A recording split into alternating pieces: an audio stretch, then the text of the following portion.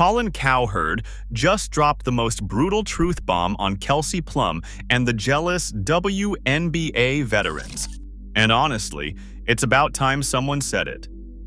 While Caitlin Clark sat calmly at the NBC analyst desk, talking about her confidence that a deal will get done, Plum and her crew were caught red-handed lying about negotiations. They told fans there was no offer on the table. It turns out, there was a massive proposal waiting for them. And the best part, Plum and Napheesa Collier did not even show up to the face-to-face meeting in New York. Where were they? Running their rival league ventures while the WNBA burns because of their lies. Who do you think is to blame for this collective bargaining agreement mess? Is it the players or the owners? Let me know in the comments below. She sat down at NBC's analyst desk during an NBA broadcast and showed everyone what a real leader looks like. The basketball world tuned in to see if she would take shots at the league or add fuel to the fire. Everyone wondered if she would complain about the negotiations or join the drama. She did the opposite. Clark handled it with complete professionalism. She talked about the collective bargaining agreement without any of the victim mentality or finger-pointing that has been drowning the league for months. When asked about the negotiations, she said she believes a deal will get done in the next couple of weeks. No hysteria, no attacks, just confidence in the process, while some veterans were making nuclear threats about sitting out the season. Her approach showed maturity that most veterans in the league have not managed to display once during this entire mess. Clark sat there breaking down plays, demonstrating her basketball IQ, and reminding everyone why she is the biggest star in women's basketball. She analyzed the game with the same precision she plays it. She connected with viewers naturally. She made it look easy. Her debut matched the hype of a Michael Jordan-level superstar, which makes sense considering Colin Cowherd compared her impact to Michael Jordan in his third year. The timing made her composure even more striking. While Clark was on national television being the face the WNBA desperately needs, the Players Association was lying to fans about negotiations and skipping crucial meetings with owners. The contrast could not have been more obvious. On one side, you had a young player acting like a professional. On the other, you had veterans acting like children throwing a tantrum. What made her poise even more impressive was the reality that she is effectively the golden goose who created the revenue stream everyone is fighting over. She is the reason there is money to negotiate in the first place. Yet she is not even at the table where her veterans are currently fumbling the bag. She could have used that platform to demand a seat at the negotiating table or to complain about how this mess might impact her season. She did not blame the owners for the stalled negotiations. She did not lecture fans about not understanding the business side of basketball. She just did her job, and she did it well. Her performance stood out even more when you remember what Kelsey Plum said at All-Star Weekend. Plum went on that rant dismissing new fans and downplaying Clark's impact on the league. The bitterness was obvious. The jealousy was transparent. Now Clark was on NBC proving exactly why she is the player everyone wants to watch, and Plum is just noise in the background. Clark had every reason to be angry. She is entering her prime years. The Fever roster is stacked with talent and ready to compete for championships. Boston, Mitchell, Hull, and the rest of the core are all waiting for this CBA mess to get resolved so they can get back to basketball. But she chose to be the grown-up in the room while veterans twice her age were out there sabotaging their own league. She took the high road when it would have been easy to stoop to their level. She showed leadership when the league needed it most. Clark's maturity during that broadcast made the Players Association look even worse when the truth about what they had been telling fans finally came out. The Players Association had been telling fans for weeks that there was no offer on the table from the owners. That turned out to be a complete lie. The WNBA ran a full-scale public relations campaign, painting themselves as victims of greedy owners who refused to negotiate in good faith. The messaging was everywhere. Social media posts, press releases, Interviews with sympathetic reporters who ate up every word without questioning the narrative. They even showed up with an inflatable rat outside the NBA store, like they were fighting for scraps. The players wore shirts that read, "Pay us what you owe us" at All-Star Weekend. Fans saw those shirts and immediately took the players' side. Of course they did. Who would not support workers fighting for fair pay? The optics were perfect. The Players Association looked like heroes standing up to corporate greed. They got sympathy from casual fans who do not follow the business side of sports. The story the players told was simple and effective. The owners will not make a serious offer, the players said. They do not value what we bring to the league. They are trying to lowball us while the WNBA is growing faster than ever. Fans believed it because why would the players lie about something so easy to verify? The narrative spread across every sports platform. Everyone started pointing fingers at the owners for holding up progress. Then the truth came out, and the Players Association looked ridiculous. The owners had put a massive proposal on the table. Not some insulting lowball offer. A real deal that would transform player compensation in the WNBA. The proposal offered players over 70% of net revenue. Average salaries would jump to $530,000 in 2026. Max salaries would hit nearly $1.3 million immediately and grow to $2.4 million by 2031. That is more than triple what top players make now. The offer included charter flights for all teams, better health benefits, improved retirement plans, and real revenue sharing that would grow player salaries as the league continued its upward trajectory. This was not owners trying to keep players poor. This was a generous deal that recognized the league's growth and rewarded players accordingly. The Players Association knew about this offer the entire time they were crying poverty to fans. They had the details sitting in their email inboxes while they wore those shirts at All-Star Weekend. They understood exactly what was being proposed while they told reporters the owners would not negotiate seriously. They were calling million-dollar contracts a slap in the face while demanding 30% of gross revenue from a league that has lost $300 million in 30 years. The math did not add up. The demands were based on grandeur instead of business reality. When the details leaked, the reaction from fans flipped overnight. People who had been posting support for the players started questioning what was really going on. The comment sections turned brutal. Fans felt manipulated. They felt used. They had been defending the players based on false information, and now they looked foolish for falling for it. The Players Association tried to spin it. They argued about gross revenue versus net revenue. They complained that the offer was not good enough despite being transformative for players' salaries. They moved the goalposts and hoped fans would not notice they had been caught in an obvious lie. Some fans bought the new spin, most did not.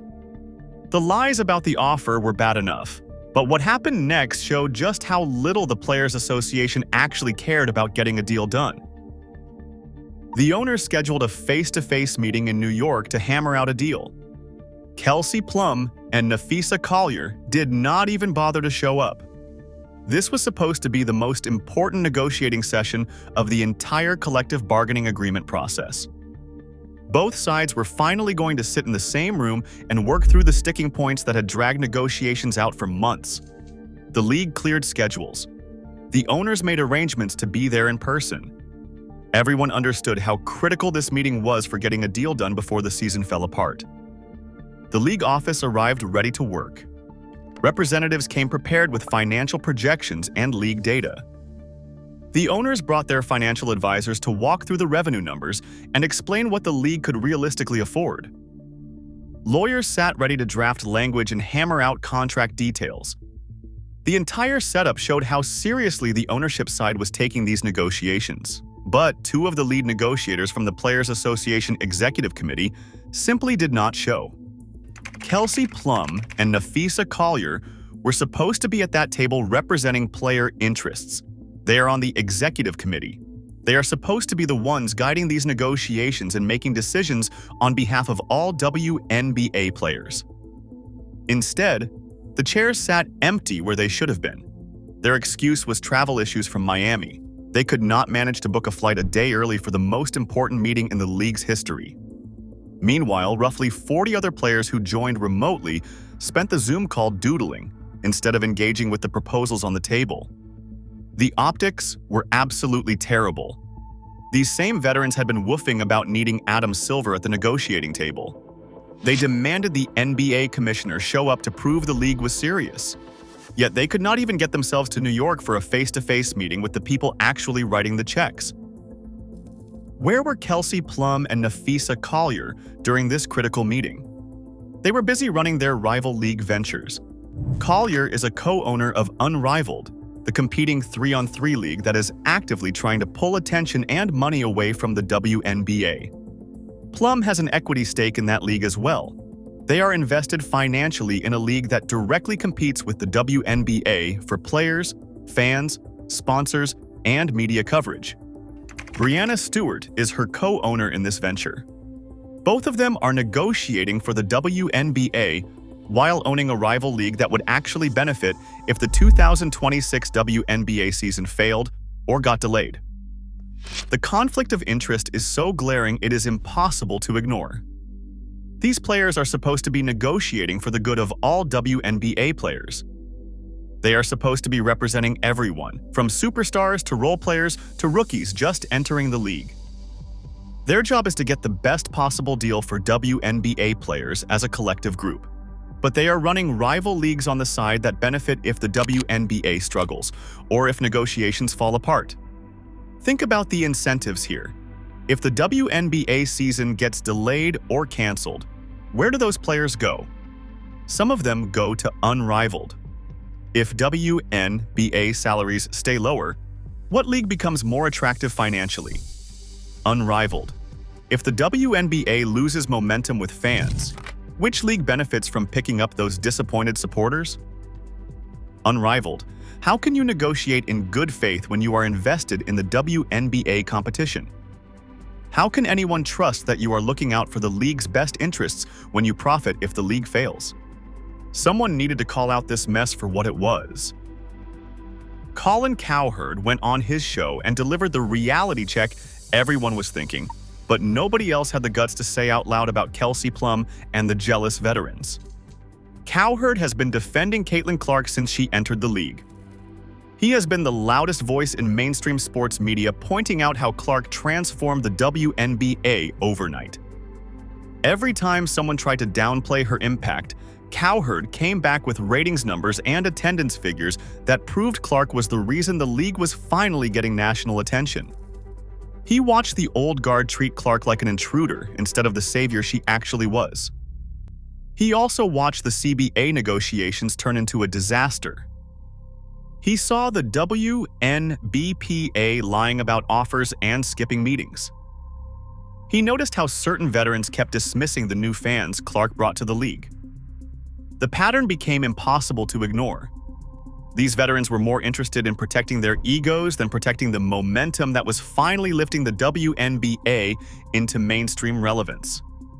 When Kelsey Plum made those comments at All-Star Weekend dismissing Clark's impact, Cowherd had enough. He told the veterans they needed to grow up fast because they were flying on airlines that made them pay for a cup of water before Clark arrived. He did not sugarcoat it. He did not try to be diplomatic. He said what needed to be said. Plum's comments made her look petty and insecure. They made the veterans look ungrateful for the gift Clark had given them. Cowherd compared WNBA veterans to band members who are mad that the new member is the one writing the hits. They are upset that Clark is the reason they are now staying at the Four Seasons instead of Motel 6. She is the one who created the success everyone is benefiting from. She is the player driving ticket sales through the roof. She is the reason merchandise flies off the shelves. She is why sponsors are suddenly willing to invest real money in women's basketball. She is why national broadcasters are fighting over WNBA rights.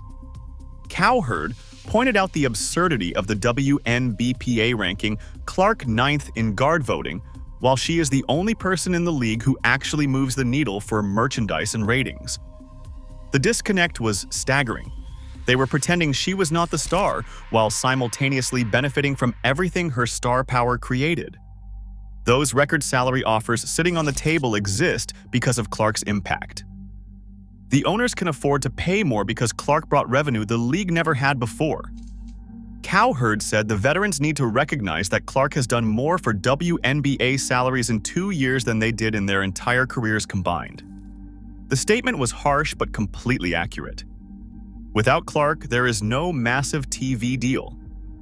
Without Clark, there are no sold-out arenas. Without Clark, those salaries stay exactly where they were. Veterans like Plum are sabotaging it because they cannot handle the fact that a young player accomplished more in 2 seasons than they did in a decade. His message was clear. Protect Caitlin Clark, support her. Stop letting jealousy destroy the momentum she has created for everyone. But the jealous veteran behavior Cowherd called out was not new. The pattern had been building for 2 full seasons. Ever since Caitlin Clark entered the WNBA, certain veterans did everything possible to minimize her impact and push her out of the spotlight. It started during her rookie season when veteran players were taking cheap shots at her on the court and dismissing her accomplishments off it. Clark would drop 30 points and veteran players would tell reporters it was nothing special. She would break rookie records and veterans would say the records did not mean much. She would sell out arenas, and veterans would claim the fans were only there because of hype that would die down soon. The pattern repeated itself game after game, week after week. Colin Cowherd called it a hazing period, where veterans were physical with Caitlin Clark simply because they could not stop her 33-foot jumpers and flashy assists.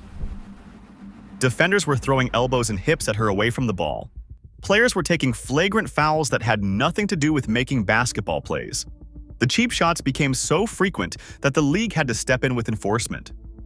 Officials started reviewing film and handing out suspensions. The targeting was obvious to anyone watching. Indiana had to bring in Sophie Cunningham specifically to protect Clark from the constant physical intimidation. Cunningham was the youngest black belt in Missouri history at age 6, and the Fever needed that kind of enforcer on the roster because veterans around the league could not handle their jealousy. Cunningham came in and immediately sent the message that touching Clark would have consequences. The fact that this was even necessary showed how petty and childish the old guard had become. The old guard criticized the new fans Clark brought to the league. They called them bandwagoners who did not really understand women's basketball. Veterans went on podcasts and complained that these new fans only cared about one player instead of appreciating the whole league. They acted offended that casual sports fans were suddenly interested in the WNBA. Instead of welcoming the attention, they gatekept and lectured people about respecting the history. They complained about the media attention Clark received constantly. Every interview became an opportunity to remind everyone that other players existed too. Veterans posted passive-aggressive comments on social media about how the league was bigger than one person. They acted like Clark was stealing the spotlight that belonged to them. The irony was painful. That media attention was bringing more eyes to everyone's games. Ratings were up across the board. Merchandise sales were climbing for players who had never sold jerseys before. The numbers told the real story. Clark led the entire league in assists as a rookie. She hit more threes in her first year than Steph Curry did in his first most valuable player season. Those stats embarrassed the veterans who had been in the league for years. Cowherd said that is exactly why the vets felt alienated and started acting out. They could not compete with what Clark was doing on the court, so they tried to tear her down off it. Meanwhile, players like Kelsey Plum were out there telling media that the growth of the WNBA had nothing to do with Clark. Plum credited veteran players who had been there for years. She acted like the timing was just coincidence. The numbers do not lie, though. Attendance, ratings, and revenue all skyrocketed when Clark entered the league, not before. Now, these same jealous veterans were taking their sabotage beyond petty comments and cheap shots. They were about to threaten the entire future of the league. The Players Association decided to implement a complete moratorium on all activity between players and teams. No communication, no workouts, no team facility access, nothing. They banned every form of contact and effectively started the funeral for the 2026 season before it even began. As the CBA deadline approached and negotiations stalled, the Players Association escalated things in the most extreme way possible. They were not getting the deal they wanted fast enough, so they went nuclear. The strategy stopped being about negotiating and started being about punishment. The Players Association wanted to hurt the league until the owners gave them everything they demanded. The moratorium covers everything. Players cannot work out at team facilities anymore. They cannot talk to coaches about training plans or game preparation. They cannot participate in any team-related activities at all. The ban extends from official practices to casual conversations between players and front office staff. The Players Association drew a hard line and told everyone on their side not to cross it. They are holding the entire 2026 season hostage over demands that do not match financial reality. The message was clear. If the Players Association does not get what they want, they are willing to blow up the entire season. They do not care if fans lose a year of watching the best basketball the WNBA has ever produced. They do not care if the momentum Caitlin Clark created comes to a screeching halt. They are willing to sacrifice everything to prove a point and win a negotiation. This is the same Players Association that has been lying about offers, skipping face-to-face meetings, and running rival leagues on the side. The same group that told fans there was no proposal when a generous deal sat on the table. The same negotiators who did not show up to the most important meeting of the process. Now they are implementing tactics that make them look even worse. They are demanding 30% of gross revenue instead of 70% of net revenue the owners offered. The difference between those two asks is massive. Gross revenue means the players get a cut before the league pays for anything. Operations, travel, facilities, marketing, and staff salaries, all of that comes after the players get paid. Net revenue means the league covers costs first, then shares what is left. The owner's offer was already generous under a net revenue model. The Players Association wants a completely different business model that would fundamentally change how the league operates. The gap between what they are asking for and what is financially realistic is enormous. The league is growing, but it is not printing money.